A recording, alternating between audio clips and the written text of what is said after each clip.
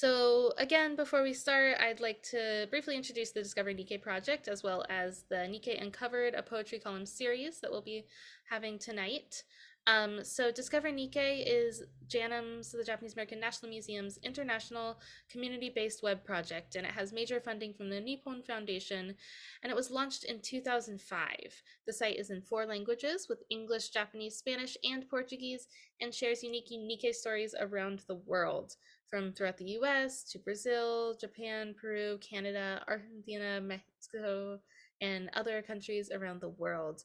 And there are new stories published daily on the website, which always amazes me. Just the breadth of the uh, just content that Discover Nikkei provides. Um, and then this one of the offerings that Discover Nikkei has is the Nikkei Uncovered, a poetry column, which is a space for the Nikkei community to share stories through diverse writings on culture, history, and personal experience.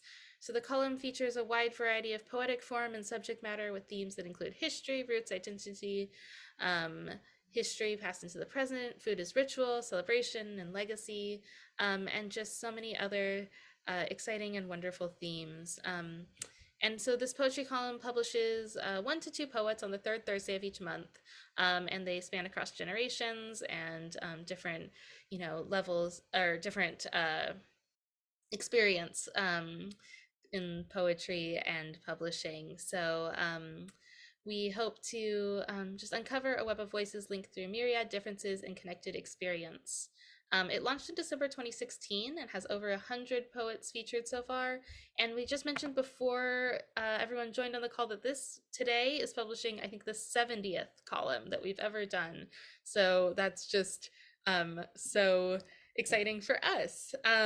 So I've talked now for too long, I think, so I'm going to introduce Traci, who will kick off the main portion of this program.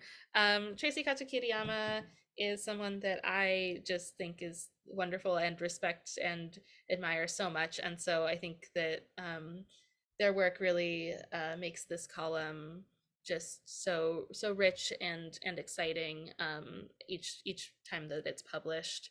Traci is the author of Navigating Without Instruments, and is an award-winning multi, inter, and transdisciplinary artist, known for their work in the community and beyond. And so I'm going to pass it over to Traci, who will take it away. Thank you, Joy. I'm going to put myself on gallery view so I can see more faces and names. Hi, everybody. Thank you so much for joining us. We're so excited. I'm so excited. I love poetry. I love poetry so much. I made stickers about how much. Do you see that? Can you see that? Oh, there we go. Yes. So I can't wait to mail a card with some stickers to our featured poets tonight, who I'm so excited to listen to. I'm the curator for Nikkei Uncovered, a poetry column. I didn't know until Yoko told us tonight that it is our 70th column that published today. That's wild. And many of you on this call, I see your names. Many of you have been featured on the column. Thank you so much for sharing your work. Yoko Nishimura let us know in the chat that you can, if you're interested in submitting some poems for the column, you can email us at editor@discovernikkei.org. So you can see it right there in the chat. And if you know of a Nikkei poet that hasn't been featured yet in the column, or if you've been featured before, but you have some new poems you'd like to share, if you've never written a poem, but you feel inspired tonight to sit down and write something, which you will, you can submit that as well. Okay, so please consider that. So what we're going to do, in no particular order, just sort of pulled it out of a hat, we're going to have these 3 wonderful poets read. I will introduce each one with their bio before they read. They're going to read for about anywhere from like 12 to 15 minutes in their set. And then after that's done, I'm going to pose a question to all of them to answer. And I encourage you to think of what your questions are and put those in the chat, and we'll try to get to 1 or 2 of those before we close the evening. So Are we ready? Okay, great, great. Here we go. I am first going to introduce our guest who is based in Massachusetts. Sawako Nakayasu is an artist working with language, performance, and translation, separately and in various combinations. She has lived mostly in the US and Japan, briefly in France and China, and translates from Japanese. Her newest book is Some Girls Walk into the Country They Are From, and forthcoming books include Pink Waves and Settle Her. We'll have some information in the chat of where you can get copies of Pink Waves that Sawako will be reading from tonight. And I will pass it now to Sawako Nakayasu. Thank you so much for featuring tonight. Hi, everyone. Thank you, Tracy, so much for that introduction. Thanks to Joy and everyone for organizing this event and for participating, for reading, for listening. I'm really, really delighted to be here and to share some poetry with you. And I also thought it was cool that there's a theme because sometimes I have trouble deciding what to read, and it's nice to be guided a little bit. So I'm going to start by reading a couple of poems from this book I wrote called The Ants. And there's some gathering that the ants do. So I will start with that. This one is called No Collective. Believing themselves to be quite progressive for their species, a group of ants gets together and decides to form a collective. They gather the necessary documentation, fill out all the proper information in the correct little boxes, get photos taken in the right size and dimensions and angle, and step precisely through every single hoop required of them to become an officially recognized collective. Their application is denied, however, on the grounds that ants are an inherently collective species, and this designation would be redundant and downright unnecessary. One ant is so upset by this verdict that it begins to cry, thereby forging a breach in the collective emotional unity of the group. This very breach, however, makes the officer falter, reconsider for a brief moment, entertain the possibility of a radical change of heart. But this very possibility of a change in the officer's heart makes the ants' tears dry up, which lands them all back at their original, inherently collective state. And that's the end of that story. And then the next one is where to go? It's about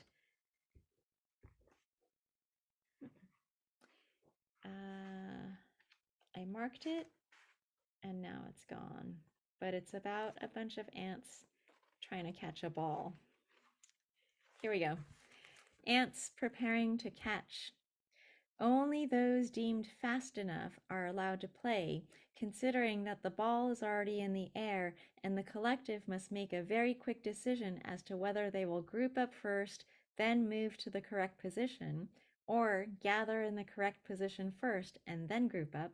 But the ball is already descending and some ants won't make it, but those who are close enough get together at superior ant speed, form at first a round mass, until someone calls the error and they rearrange into the shape of a bowl, a thick bowl, but then the ant in the middle at the very bottom of the bowl starts crying in fear and asks to be transferred to the rim, as if there is time for such requests to make it through the system, as if there is time to reconsider. So those are some ant poems. Now I'm going to read a couple of sections from Pink Waves, which is a long 3-part poem. That's one book. And it's a different kind of gathering. I would say that the lines sort of gather up some segments and fragments that combine and then disperse in the middle and then recombine in the third section. So I'll read a few from the first section, part A, and then a few more from part A prime, which is the third part. Pink waves. 1. It was a wave all along. 2. It was a wave all along. A passing moment reveals itself to have cued the long apology. 3. It was a wave all along, sliding between the heat of now and surrender. A passing moment reveals itself to have cued the long apology. I sat with a friend and the loss of her child. 4. It was a wave all along. A passing moment reveals itself to have cued the long apology. I sat with a friend and the loss of her child, sliding between the heat of now and surrender. And then somebody holds your wild you closer to the range. The specs of a body don't reveal what it means, so which body do you want to wear today? The extent that we need another dollar. 5. It was a wave all along. A passing moment reveals itself to have cued the long apology. The extent that we need another dollar. It's haptic, it's your membrane, sliding between the heat of now and surrender. And then somebody holds your wild you. Which parts available for naming? Atop a sharp manicured nail. A quiet neck is often mismeasured as discomfort, which is indifferent to the noise of the world. The desk is positioned at the wrong height. Emails insert pointed arrows to indicate previous utterance in a moment of refrain. The desk is a spatial deadline, replacing a hip. She was an elegy function. She happened at once. She pitched. So did I love. These goals are a great carrier of stillness. And then I will skip to the last part of the book. So this is part A prime, and I'll read the first few sections again. 1. It was a wave. Would I snap? 2. It was a wave. Would I snap? Was it you? Or was it a passing moment of genre trouble, long bewildered? 3. It was a wave. Would I snap? Was it you? Sliding between the heat of no and no dislocation. A gasping moment of trouble caught in the bright light of delay and transitory and loss, hers and mine both. 4. It was a wave, one snapped, who blistered. Passing moment reveals itself to have extinguished the occasional light that turned stranger into child, sliding between ceremony and language light, world without cold, the specs of a body and the extent to which it delivers. 5. It was a wave, it was infectious. An occasional moment reveals nothing but a passing light, extent to which I breathe your facts. It's haptic, it's your membrane, it's material clatter, sliding between your stargazing hoax and flesh. And then somebody steals your wild you and names it after a sharp thought. A quiet neck is often indifferent to the mismeasured noise of the world. Substrata lower than the territory concedes. Sharp pointed arrows indicate the lack of an end. Simulated spatial deadline. A hip, stigmata, shake. She was a threnody hit. She happened. She pitched. I did love it. Geometry of pleasure. 6 is the last one. Was it hardly a wave? Collimation dreams of narrowing waves, the consolidation of my particulate odds, sliding between dreamlight and the way it rolls off. She was elegy light and circumstance. She pitched her light away and bid you love. Previous utterance catches in the memory like death, closer to the range, the table, the unrepentant tongue. English utters a line for the dead, and then somebody is mouthing my kick. It's haptic, it's your normalized membrane, cantilevered muscles in the backyard of my body. Extent that we need another resolution. Atop a sharp pink hat, Emma Post just went away. Some things don't die so easy. I want the drifting organisms of the ongoing intermission. I want Amber Di Pietra and Denise Lito's waveforms to protect us from heavy waves. I want a decidedly animal resolution. J.K. Chukwu and Stacy Tran are here, but they too will leave. Others crowd in at the last minute. A higher concentration of my predicate silence is cause for a crash. That would be me, positioned at odds with myself. She was a function of X, her geometry projective, light while there is light, which is now gone. The growing concept of her back, the formal struggle of a line on fire. Who and where, why all of a sudden? Adam Golaski went away again. I have a very animal claim, a brick and mortar politics. Yes, we are erotic, warm anemone. When the sun is saluted, all interventions are off. I think that some people just have no history of art. Sediments and molecules burn up in the present moment. Hip replacing humans. Internal findings crawl back in the dirt and undulate out while you cede your control. Thank you. Woo! Oh my gosh. You may unmute and show your appreciation. Oh my gosh. Oh, so beautiful. It's so delicious, Sawako. Thank you so, so much. I mean, the refrain, the push and pull, oh gosh, I just, the sense of touch and the distance and that was so wonderful. Thank you, Thank you Tracy. so, Thanks. so much. Thank you for hanging around. I'm thinking I should have said this earlier to all the poets.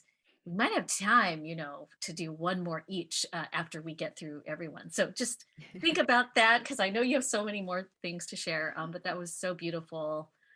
Thank you so much. That was fantastic. You. Everybody, right? Like, get inspired, jot down your notes, things that made you think of, and get to writing. Poetry readings are the best way, I think, to dive into writing. Wow. Okay. What a way to begin and to keep going, to continue. So next, I get to introduce Emily Mitamura. Emily is a Yonsei poet and PhD student living in Minnesota. Her work takes up ongoing afterlives of colonial and mass violence, in particular the narrative demands placed on those in its wakes. Her poetry works through continuous bodily, relational, archival hauntings and appears or is forthcoming in Pank, Asian American Writers Workshop, The Margins, Nikkei Uncovered, Clarion Magazine, among many others. We will place in the chat some links to where you can purchase and support Emily's work. And I'm so, so happy, Emily, that I got to meet you through this column from another poet that we got to meet through this column. So, it really extends out, and we have so many fabulous writers and artists in this community. So excited to have you here and to listen to you. And, also I do want to say to Sawako and to Emily, thank you for joining us from afar. We know that it's much later for you. So thank you. And I pass it now to you, Emily.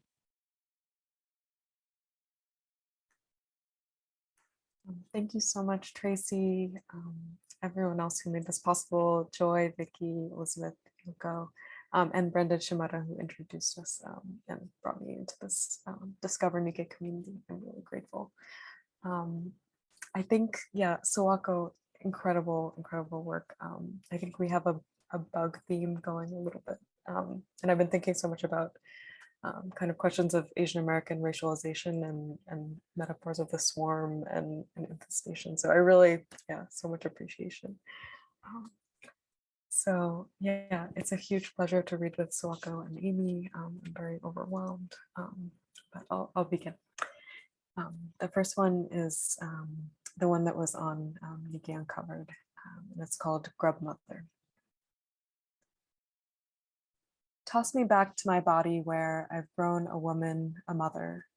How literal this statement is depends on the time of the month, or perhaps on the cheek of a persimmon, dried and sugared like your love made every year at the heat. Strings of powdery heads wafting in the yard. It might be like that too, sweet, sweet, but home to the toothy grubs. It can be like that, a question of swarm at the heart.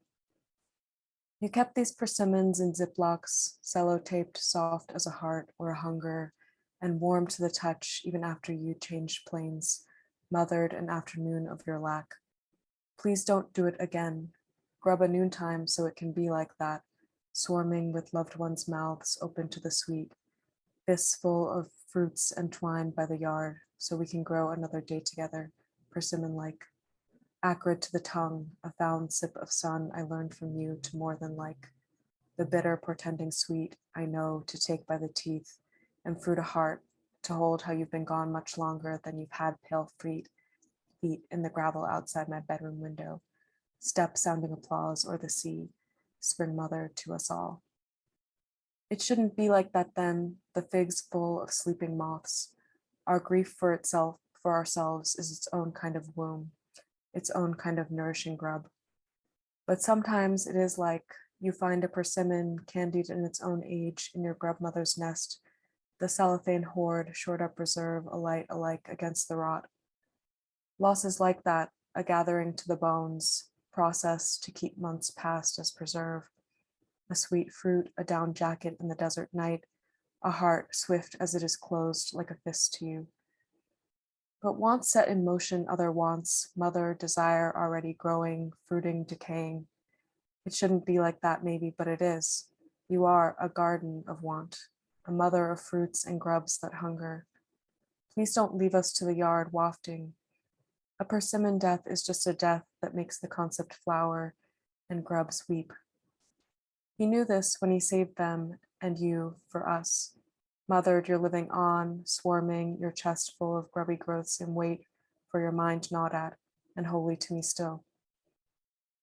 A bite of your heart is the most delicious sweet I've ever held to my swarming mouth. But from you, I never learned the process of preservation. What's the time of the month to give of yourself to transformation? What's the time? To grow persimmons in the yard is an act of gestation. Plots keep a family. And you, dried heart fruits in the sun, gave womb to our knowing, fed us grubs like we were your own ghosts, your pale lurking fruits, your own swarm, your own. I'm not sure now if it's like that, if I came of age eating persimmons, or the age of persimmons is over, and you stay grub mother to us all. Maybe it's that you hit me with a persimmon the size of a fist, or a grub. Maybe it's that you're there every day to toss a body like a seed back to its mother plane, to ground, to fruit.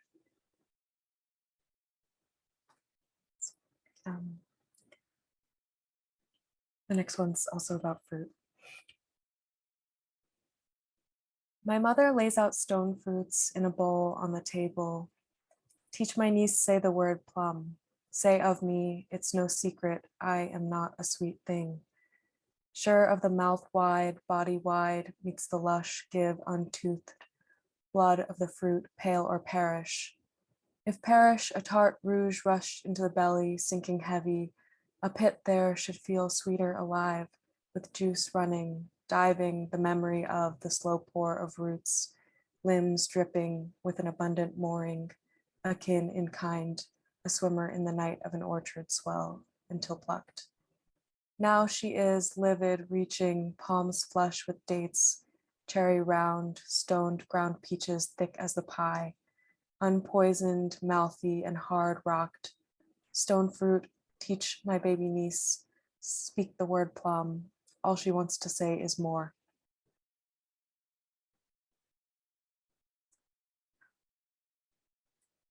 The next one's an older one. Today, I almost learned what my grandmother always tried to teach. That is, how best not to disappear.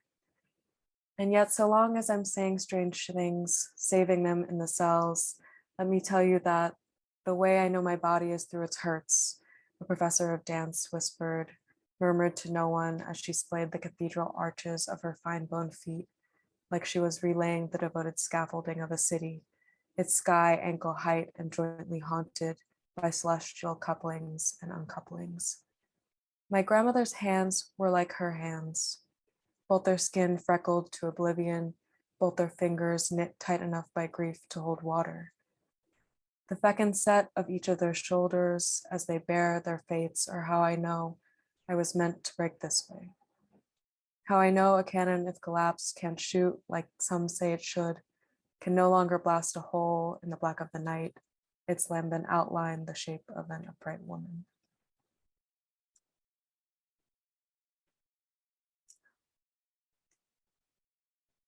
I have two more, but I was told to save one, so this might be my last for now. It's called Feast. At night, I eat a garden, though I do not tell this to my sister.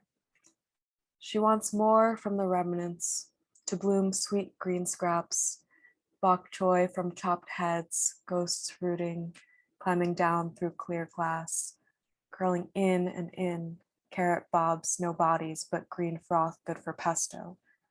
Cabbage, a crown of new life, and scallions folding themselves up from the inside. Wet and thinly slimed, all rims, a course of hair uncouth at the base. Her hands retain the wax of leaves, dirt at the nail, and signs of scrubbing like when she was new to me. Hello, she says to spinach buds reborn, the tempo of greeting unfurling now. Knowing as I know, her patience is cut with a quick and verdant anger, a slit-tongued wrath at racists, the nosy, the rude, that I covet and admire, knowing greenly of my midnight feast, how wants in this time are fecund, allow some meetings and not others. Thank you so much. Woo, woo, woo, woo. Again, please allow yourselves to unmute or show the love. Hopefully, Emily, you can see in the gallery. Yay. Thank you, Emily. So awesome. What is happening? Everything is so juicy and so delicious. And you had this line in there about loss, a gathering to the bones. That's what loss is, a gathering to the bones, something of that. And it just like I think that really sort of to me put into perspective the grounding of this night and the reason that we had that theme. And yeah, this is just I'm in hug heaven. I could just listen to all of you forever. So thank you so much again. And I'm glad that you have a poem in mind. Because I think, yeah, we'll come back around. I think that we'll definitely have time for that. Woo! Again, amazing, fantastic. Thank you, Emily. Okay, now I get to, this is always a pleasure. This is always a huge pleasure for me. I will host spaces for this person every year if they'll let me. And Amy read with us last year, and has featured, definitely many times with us. And I just, Amy, how much we love you, and what a pleasure it is that you are making time to, be with us virtually for this reading tonight. So without further ado, Amy Uematsu is a Sansei poet and teacher from Los Angeles. She has 6 published collections, the most recent being That Blue Trickster Time. Her first poetry collection, 30 Miles from J-Town, which is one of my favorites, won the 1992 Nicholas Roerich Poetry Prize. And Amy taught high school math for the LA Unified School District for 32 years. Active in Asian American studies when it first emerged in the late 60s, she was co-editor of the widely used UCLA anthology Roots, an Asian American Reader. It is my utter pleasure to introduce you, Amy Uematsu, to tonight's reading. We'll send it to you now. Thank you, Tracy. I'd like to thank Tracy and Janum for ordering us. Do you hear an echo? Okay, it's my husband upstairs. Okay, is it gone? Okay. I'd like to thank Tracy for inviting me to this 2 years in a row. Thanks, Tracy. Tracy's one of my favorite LA poets and younger poets. It's also a pleasure to meet Sawako and Emily. I really enjoyed your poems. And I like the theme of coming together, sharing, bonding. And I used that idea in selecting the poems I'm going to be reading from That Blue Trickster Time. My new book has a long poem about Manzanar, where my father's family was imprisoned. The title was inspired by Hokusai's woodblock print's 36 Views of Mount Fuji. So my poem is called 36 Views of Manzanar. And it's about the forced coming together of over 10,000 Japanese at Manzanar. But there was also the building of community within the camps. So I'm going to read several sections from the 36. I'll read some of them. 1. How can a name be so lovely but cruel? Manzanar, the Spanish word for apple orchard. Tar paper-covered barracks with holes and slits in the walls and doors. No match for strong desert winds and terrible dust storms. Aunt Mare remembers dirt piling up in the windows and having to go outside to shake sand out from the bedding. 14. Dad doesn't talk much about Manzanar, obtains a permit as soon as he can to work farms in Utah and Idaho, harvesting sugar beets and potatoes. But he tells me about Aunt Alice, who's never able to enjoy her teens. She comes down with TB and after release from camp, never recovers. 15. Within 6 months of opening, protests in what authorities claim as a riot, guards shooting into a crowd of 500. James Ito from Los Angeles, only 17, the first camp casualty, shot through the abdomen and heart. His mother, now dressed in the vest James wears when he's killed, a vest with a hole through the back. 23. Tatsuo Kunitomi, age 12, asked his sister, "What's the use of studying American history when we're behind barbed wire?" 26. At Mom's retirement home, I interview Frank Kikuchi, a Nisei DJ at Manzanar. He smiles as he recounts how he and buddy Archie Miyatake played those 40s big band hits, Jimmy Dorsey, Glenn Miller, so kids can jitterbug and slow dance. Refreshments include Kool-Aid punch and egg salad sandwiches. 29. Another irony, just 6 miles north, the town closest to Manzanar is named Independence. 30. 24 years later, the first annual manual pilgrimage. Nisei survivors, Sansei activists paying homage, a tradition carried on since 1969. So the idea of gathering has continued, and it's wonderful that the Manzanar pilgrimages are still being held every year, and have brought together so many people, not just Japanese, but all sorts of people who know the camps were wrong and we don't want to repeat history.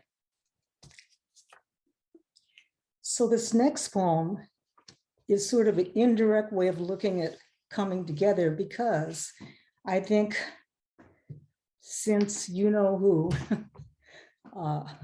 was president, we've seen such ugly divisiveness in our country.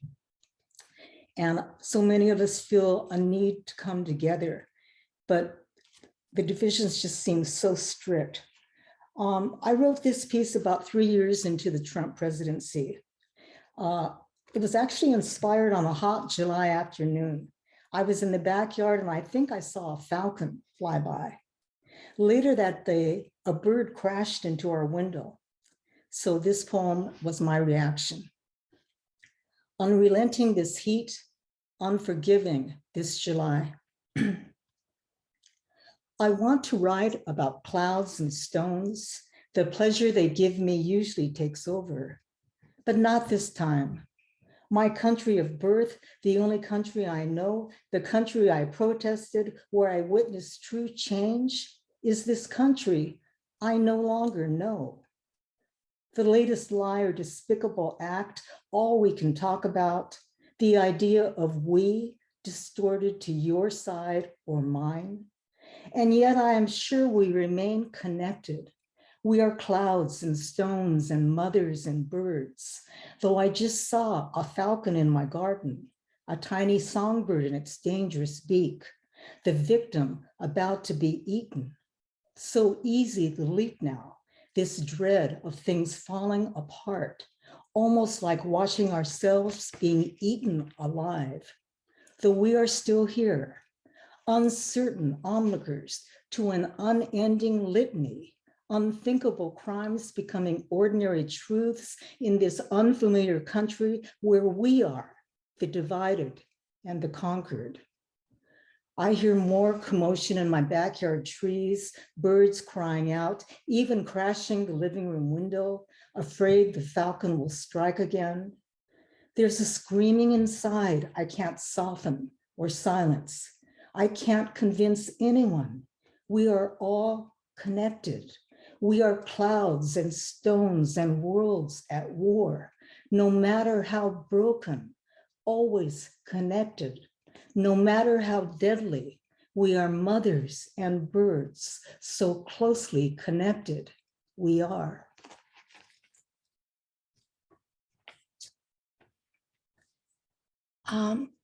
Okay, this is going to be a change in tone from politics. Another way of, I feel, of gathering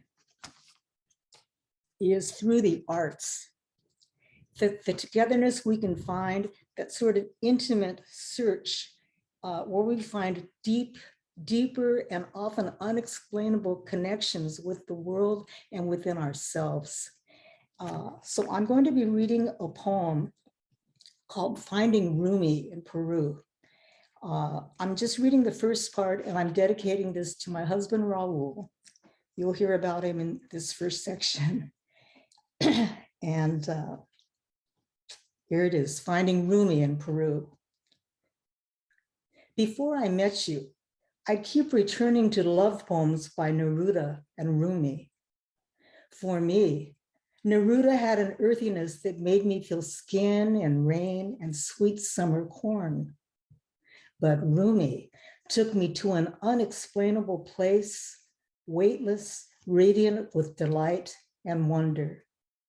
And when we started to fall in love, though you were not a poet, you were also familiar with Neruda and Rumi.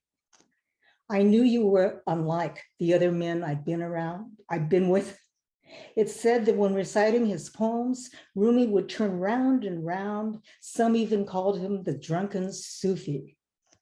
One night, we found ourselves at a whirling dervish performance. The Sufi dancers spinning and spinning like we were those first months together, whirling ourselves into a world only we could know. And even now, after all these years, when we dance, we keep opening some secret door into music, frenzy, and surrender. So it's been 30 years with Raul. Okay, so I'm an old movement person, baby boomer from the late 60s. So I'm going to come back on a political note. This is still about gatherings, and it's about mass movements. George Floyd's murder in Minneapolis in May 2020 sparked the largest racial justice protest in the US since the civil rights movement. I had written this poem 2 years earlier when the film Black Panther came out, but I think it applies to the Black Lives Matter movements. The Panthers. President's Day weekend, 2018, Black Panther, the new Marvel comic film, breaking records for ticket sales. Many young fans too young to know about the Black Panthers of my generation. It's the same feeling of ethnic pride as 50 years ago when Oakland Black Panthers served free breakfast to children. 268 Olympics medal winners gave the Black Power salute, and we sang with James Brown, "I'm Black and I'm proud," even if we weren't Black. Revolutionary change, the new normal then, let it remain the new normal now. With Black Lives Matter, NFL players on bended knee, women's marches from coast to coast, high school students demanding anti-gun laws. 50 years ago, when Martin was killed, who could imagine we'd elect Barack Obama just 4 decades later? Hip hop music and dance would be global staples. Claudine Rankin's Citizen, the only poetry bestseller. Superheroes are nothing new in this struggle. Only this time, a Disney movie is giving every boy and girl, young and old, that big screen sensation of fighting for justice as normal as Rosa Parks, Malcolm X, Harriet Tubman, on and on. Let us bridge the generations and remind all who will listen that it only takes one woman sitting on a bus to inspire hundreds, one farm worker, one union activist, one parent to build a movement based on the power of the people. Thank you, right on.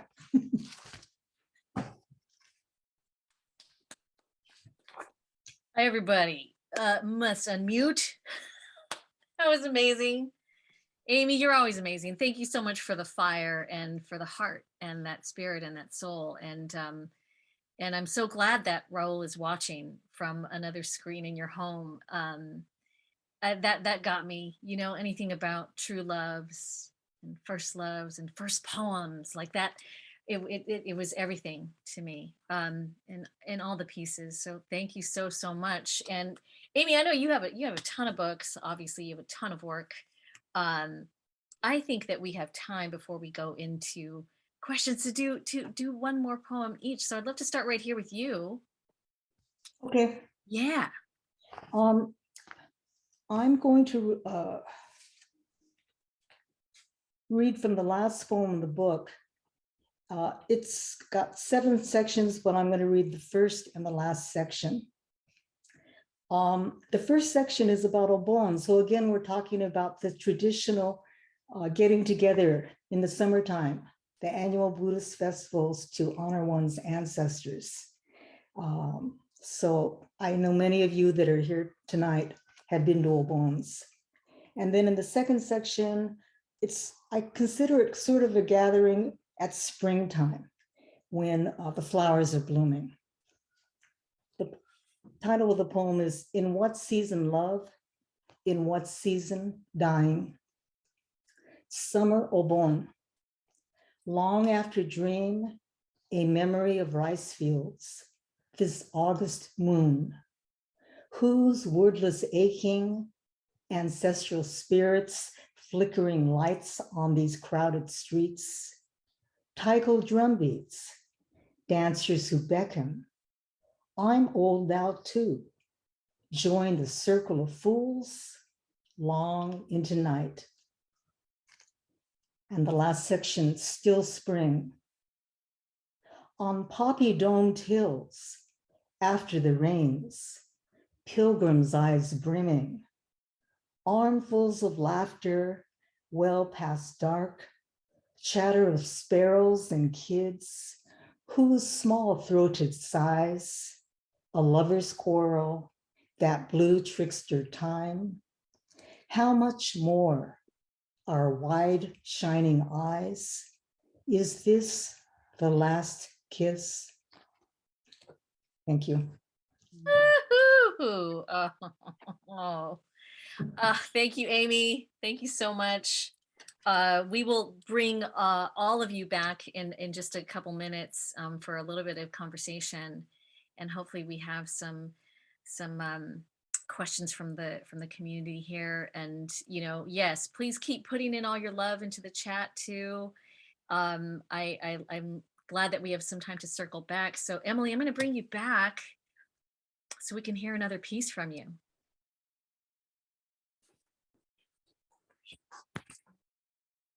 Thank you so much, Amy. So this one's called She's Saying to Me a Chaos Theory. It's after Halaalian.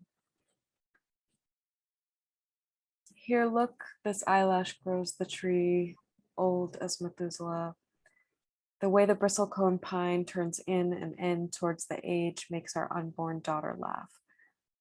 What falls out of my mouth is a moon. The tide shifts when my mother is too tired to decide what's for dinner. The end of summer is a meal to me as tomatoes plush in olive oil at the back of my fridge tint the sky red. I eat a sunset to end the day when I like. You and me, we were right to make a potluck, but it's not for disaster after all. There is no storm spreading bad thoughts. I'm not sure if that's true, but by the time we arrive at the party, we know there's resource in our introversion, inward folding toward the heartwood. My whims are always vacationing and don't invite me. I was wrong to make a disaster. It makes the ocean boil. The moon can rise to the lips, so just ask me to calm down, I dare you. If I can just quiet my thoughts, the air will filter herself smooth. This tree will grow our daughter. We'll all laugh. Thank you. Oh my gosh. If y'all could hear me not muted when these amazing poets are reading, I make so much noise. That was so beautiful. Yeah, please. Yes. You see all the chat stuff? Please, everybody keep putting your things into the chat. Emily, that was so great. I really hope, yes, no, not hope. I know we're going to have more spaces with all three of you, and I'm really looking forward to that. Super inspired to hear more, and then also to write. Y'all are just so inspiring, and so I know that everybody on this call is getting their juices flowing. All right. Last but not least, we're going to bring it back to Sawako. Okay, well, thanks so much, Amy and Emily, for your readings. They were gorgeous and so powerful. And I'm really glad to be with everyone here tonight. I think I'm going to finish with my poem that is in Nikkei Uncovered, because it's It's another kind of gathering in a bowl of soup. So, girl soup. I get tired of being the one to make all the decisions. So when they ask me where I want to eat, I say that I don't care. I'd eat anything at this point. Next thing I know, I am face to face with a bowl of girl soup, and I just can't bring myself. Some of us at the table are in a hurry to eat the soup. They are specifically trying to eat the girls quickly because they seem to know that if you wait too long, they turn into cyborgs or robots, and those are harder to chew. I can see that some of the girls are still alive and perhaps would like to be extracted from the soup. But when I squint, I see that there are girls all over the floor with varying amounts of soup clinging to their clothes. You didn't think they were naked, did you? And so there goes that idea. Just at the moment I think I have run out of options, something comes over me and I take a deep breath and I do it. I jump right in there, that bowl of girl soup. No one is checking IDs or questioning my size or gender or race or voter affiliation, and I quick round up all the girls in a bowl into a large huddle. We have now obliterated two major problems. Huddled together, we are too large to eat, and also we've taken care of the problem of the eater.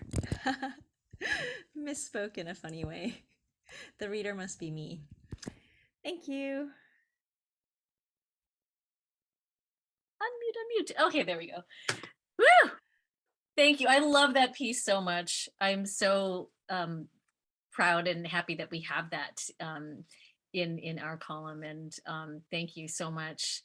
Y'all, we went to the moon, we went to the ocean, we went to the desert, we went to the diaspora of ants and bones and gathering. So I think we went in all directions. So thank you so much to these amazing poets again and again. And I do hope that all of you out there, you know, nudge us again if you'd like to be featured, send us poetry, you know, into the chat. I think that we have Yoko's email address out there, so please do that. But we get to do some chat time. So I'd love to bring Amy and Sawako and Emily back so we can all kind of like gather around our poetics and our emotions and our thoughts and our fire and our water. Is there a way to, are we all spotlighted, the four of us? There we go. And there we go. Awesome. Okay. So yes, please feel free to put a question or two into the chat. But I want to first ask all of you, you know, every single one of us, we're all very different. We all have different things going on. And yet we have this shared context of the last 2.5 years and going of being in the context of a pandemic. So I would love for each of you to share some of your thoughts on how the pandemic has affected your sense of community, your writing, and your creative process. Yeah. I'll write that in the chat as well. And I'll repeat that again. How has the pandemic affected your sense of community, your writing, and your creative process? Anyone can start. I can answer some of that, but not the part about community, I don't think, because I'm still very isolated. I'm still very cautious about COVID, and I'm staying home a lot. But strangely, I found myself writing a lot during the pandemic, quite a bit. Maybe because Trump was president, and so there was a lot of anger in me. Also, when the violence against Asians started occurring, that also just got me going on writing poems. And then I also had an opportunity to have my latest book published. And so I actually was able to finalize that manuscript. So I'd say I was pretty productive, actually, during the pandemic. The community question is harder, Tracy, for me. So somebody else, Emily, Sawako? Yeah, I'll say I kind of had the opposite experience where I I don't think I've written much at all ever since the pandemic started. And I remember very well that as it was begin or before it happened, I was trying to write a novel, which I don't really advertise much, but I was like counting how many words I'd written every day, and I had this whole plan, but it all stopped with COVID. And I think I've been a little bit too busy just dealing with it. And maybe partly because I'm a parent with children who had to be taken care of during COVID. And now I'm thinking about my parents. And so it feels very much like it's still going on, even though there's more opportunity to see people in person. Um, but one thing I want to say is that I really haven't written much over the pandemic, but I also really don't give myself a hard time about it because I'm just not a marathon, slow and steady kind of person. It's more like on or off. So I've been off writing during the pandemic. I did have a book come out because it was already in on that train and we were just doing the production parts. But I go for long, long stretches of writing nothing at all. And then something will happen and something start coming together. So so that's just something to observe and know that I don't worry so much if it's been a while. And then community has been interesting. Thanks for the question. It's complicated. It's been hard to not see people in person. It's been wonderful to see people more who are very, very geographically distant. And it has been wonderful to reunite in ways that we missed. So I think my very first in person poetry reading after COVID started was one of the first in-person readings they did at the Poetry Project in New York, and everybody was in shock that we still had bodies and we, existed in real space. Um, so mixed bag, a lot of feelings, a lot of complicated, ongoing changes, fluidity, all of it. Hmm. Yeah, I think my experience was a bit between the two of you. I think for all the, loneliness and isolation and uncertainties of the pandemic, it was a time of some of my fullest poetry community. A time when I was writing with a lot of people about our small spaces and our families and our the interiors of all these moments. But it was a time when I got to find this space a little bit and Kundiman and other Asian American writing space. And I really carved it out for myself, if not to write, because yes, like sometimes it's just being productive is not what's possible. But to read, I think I got to read a lot of poetry in this time, and I'm really, really grateful. I have one more thing to add. I just remembered that it was over the pandemic that I discovered my very, very tiny but wonderful community of Asian American experimental poets who are queer but are married in cis heteronormative marriages. That was a mouthful. Yes. So complicated. There are three of us that I know of. I'm sure there are more out there. But it was really kind of wild and lovely to find each other and have all these little points in common. It's amazing. Yeah. And do you feel like that was specific? Did that opportunity arise for you to find each other because of platforms like Zoom and the need to do it virtually? Maybe. Well, it was one of those moments after I think I had given a poetry reading and then we were just lingering afterwards. And I don't think I said those specific things, but it came out over the course of just chatting and then others who who uh, felt similarly or had a similar experience just kind of reached out to me afterwards. So it was sweet. It was very nice. Yeah, yeah, yeah. I love that. Folks have been able to find new things through this time, and have a sense of newness and a sense of togetherness and belonging, and we all write for different reasons. And I just want to read what Mia wrote. Sawako, so comforting to hear a talented writer who has enough assuredness and self-respect to not beat up on herself.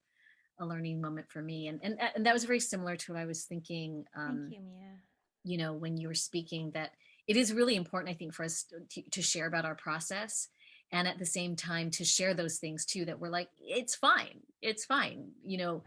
Whether we write because from a place of anger, and a sense of a need for justice, whether we're not writing, like all these things, they're all good and fine and righteous and great. So I do think it's important for us to speak about those things. So yeah. Thanks for that, Tracy. I'll Yeah, admit Amy, I please. kind of I kind of hated the question when you shared it at first. I was like, "Oh, I didn't write anything. I don't want to talk about it." But then I figured I should just embrace that. Yeah, absolutely. Yeah. Thank you, Amy. Yeah, I'd like to bring something up too. Three of the people here tonight, well, actually four, Mia and Kathy and Keiko, and then Janice Yen earlier. We used to meet at the Far East Lounge, and we formed a group called Women Word Warriors. We call ourselves WOW, the WOW Writers. And so when you asked about community, I am grateful for the fact that some of us have continued that community through Zoom. So that's really been great that we're still meeting, and because of Zoom. Mm-hmm. Yeah, yeah. And we got to share your group in a column. So hopefully maybe someone from the team can find a link to that piece. In the column, sometimes we feature one person, sometimes we feature pairs, sometimes it's 3 people, 4 people, 6 people. So that's the other thing I want to say, actually, for those of you out there who are thinking of nudging us with a desire to be published for the first time or again in the column. I would love to know if there's another poet out there who you would want to bring into the space with you. When I reached out to Brandon, he brought in Emily. And so that was such a wonderful thing to be able to feature 2 people together, and then be introduced by extension to Emily. So I think that that's always really wonderful. And I would really encourage us to each bring somebody else in who's not here. I have one more question.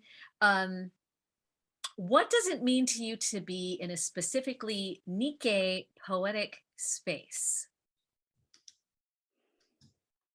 I know that's not an easy question.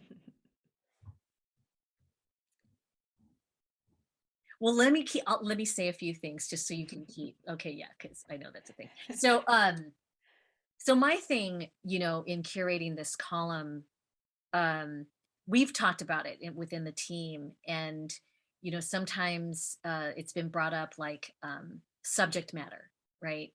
Can certain people address certain things that are very Japanese American? And my sense always is, whatever it is that you all write about, featuring Nikkei poets is what is exciting to me for this particular space. It's a unique thing for me in the world of poetry to be able to focus a little bit once a month on Nikkei poets. So for me, I don't care what people are writing about. Whatever you're writing about is a Nikkei experience to me. So when I was thinking of questions, I tend to not think of Nikkei questions. But I was realizing as we were prepping, I was like, oh, yes, again, yes, this is Nikkei Uncovered. You know what I mean? I see all as poets and artists, but it is a Nikkei poetry, Nikkei poets, I should say. It really is a Nikkei poets column.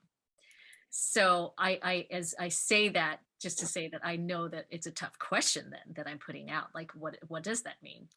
That's what it means to me to have like a Nikkei poetic space. So if you want to riff on that.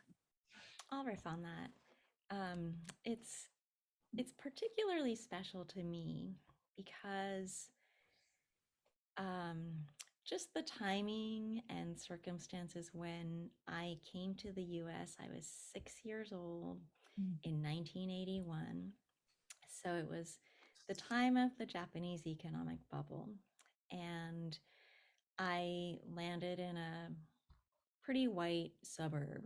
And there were a couple of other Japanese kids, but it became clear to me in my 6-year-old mind that it was not the coolest thing to be Japanese. And because I was 6, I said, all right, well, I want to fit in. You know, people couldn't pronounce my name. I didn't like having black hair. I wanted to fit in, which meant I wanted to be white. And so I entered a common narrative of assimilation and trying to make myself as American as I could be.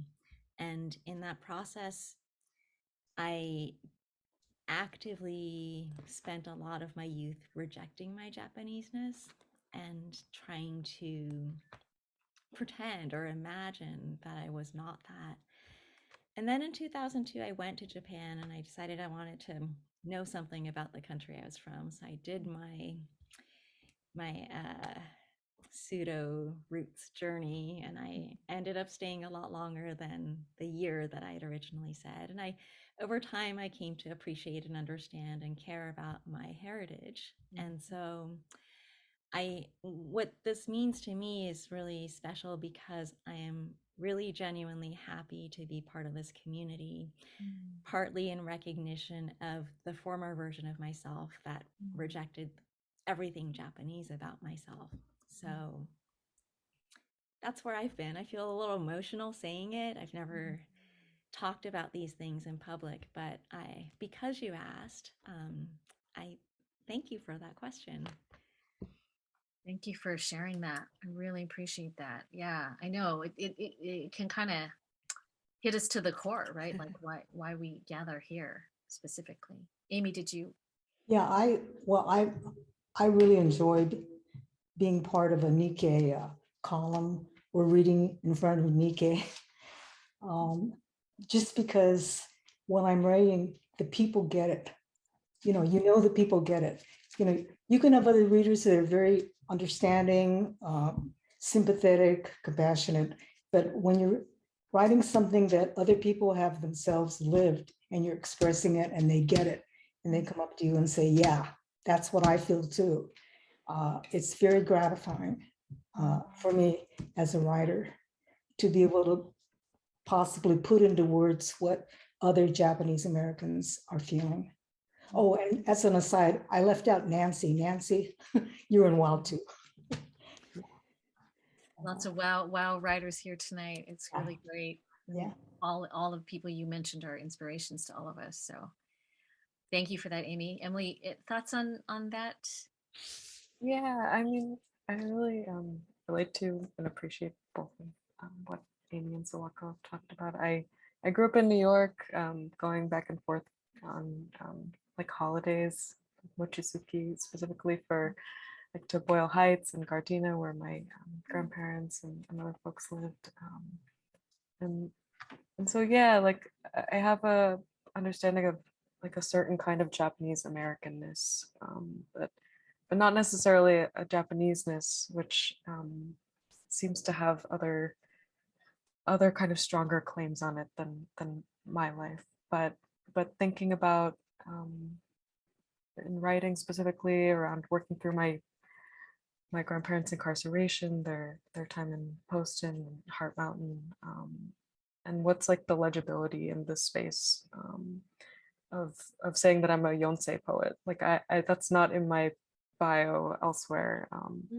And I feel really, yeah, um, grateful for that seeingness.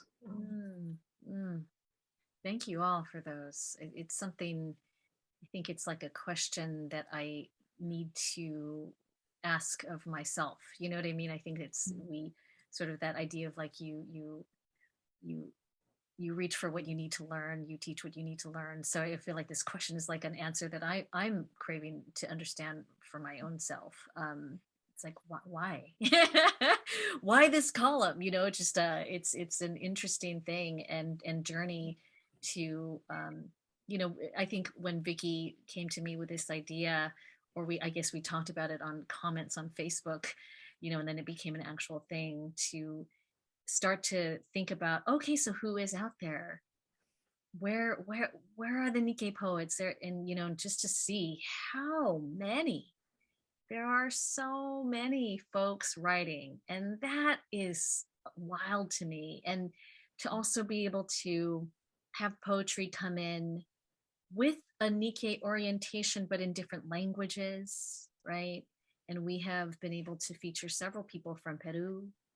And so just, you know, that being able to sit down with my partner's mom and have her help me understand the poetics and, you know, just all these things. So I think it's like on the note of Discover Nikkei, it's something that I'm continuing to discover, sort of the deeper whys, the deeper meanings of keeping this going and bringing folks together. And Vicky and Yoko and Joy and Elizabeth, Janum, I will just put this out there. Maybe in the future we could have like a Nikkei poets gathering of the over 100 people that we have been able to feature. All those who are still with us. So yeah, you know what I mean? That would be amazing to see you all in person. Okay, do we have any question from the audience? Go ahead, you can unmute yourself and ask if you'd like.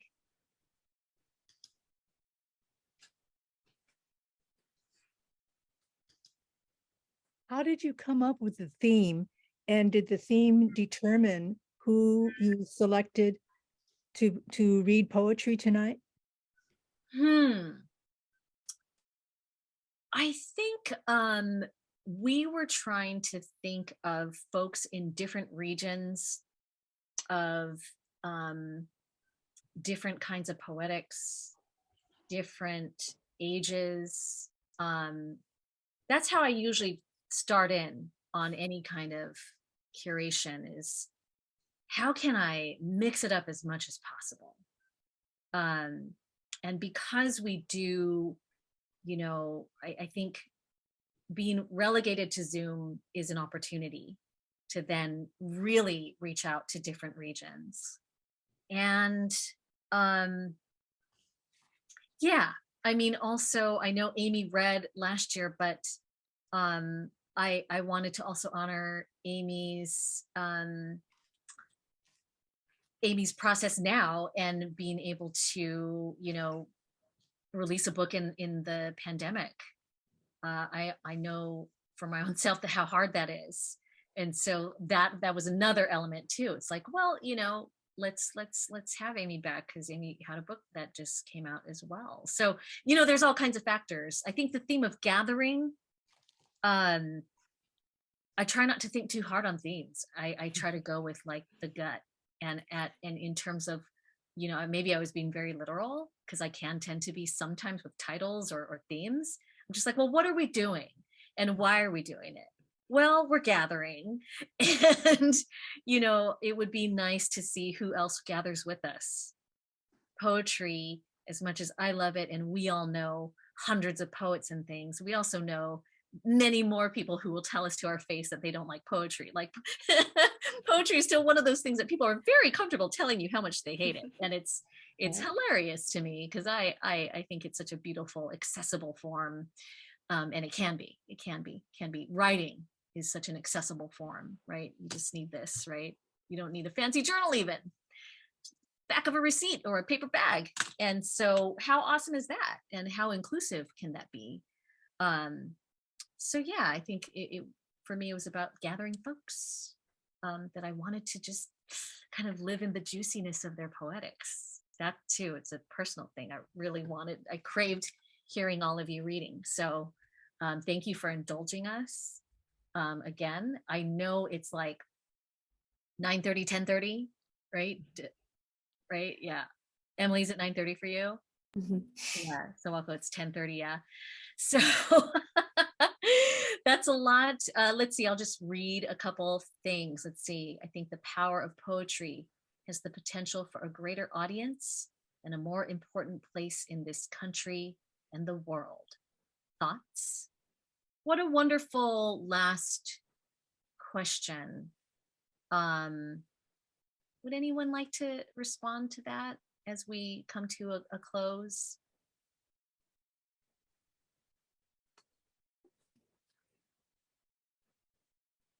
I was thinking about the theme of gathering, and I was thinking about this one quote from this bridge called My Back, which Amy, your work really reminds me of as well.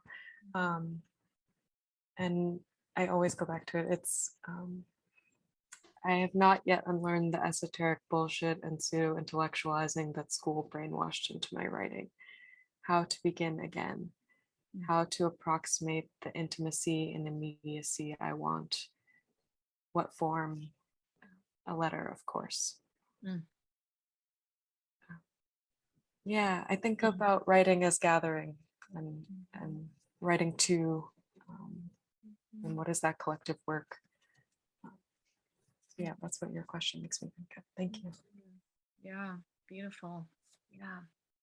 And like you said earlier, a gathering of the bones, right? And what is loss? What is togetherness? That's fantastic. Okay, well, I am going to turn it back. Well, let me just say thank you one more time. And if everybody could just again show appreciation for our beautiful, beautiful poets, Emily Mitamura, Sawako Nakayasu, and Amy Uematsu. Thank you so, so much. I really appreciate you making the time to gather and to share some of your work. It's super meaningful to listen to you and to read your work.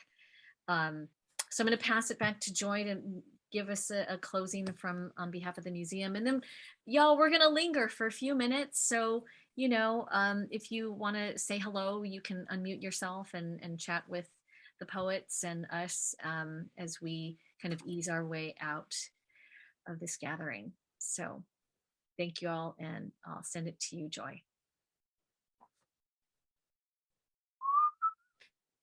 Hello. Thank you so much, Tracy. Can I get another, just show us your virtual appreciation for all the poets and of course Tracy here tonight. Yes, thank you so much for being here.